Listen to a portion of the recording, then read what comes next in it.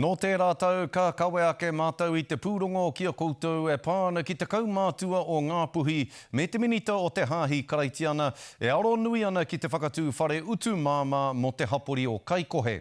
Ko tahi tau kua hipa I te putanga ake o taua pūrongo kia koutou, ka tahi anō ka oti I a Paul Wihongi, tōna whare rūma kotahi tuatahi, hei whakātu atu māna ki te marea.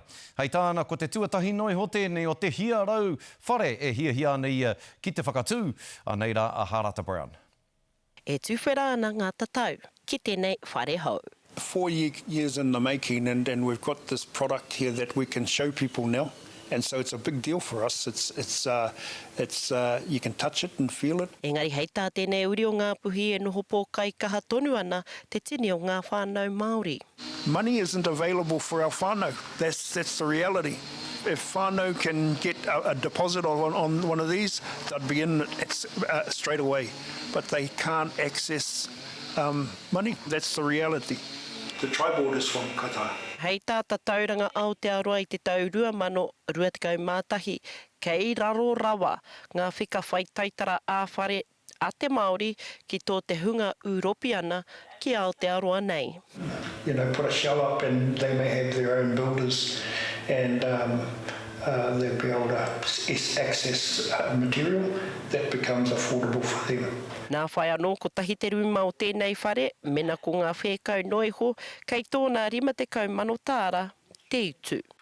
Oh, this is just a cladding that we use, which is the colour steel. I really do believe that the importance of kotahitanga and coming together and start talking about this collectively is an absolute must. I mean, we can't depend on government and central government. It's not going to happen.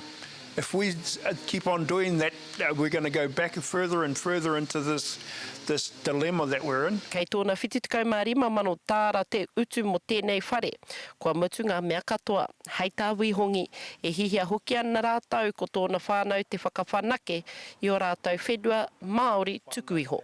Our whānaus throughout the country and we're trying to create a papakainga to attract them back to Kaikohe. Hei tērā wiki, e tumana ana ka tūwhera o kawa, tēnei whare tuatahi o te tarati e kia nei ko te wā kāinga. Harata Brown, Te Karere.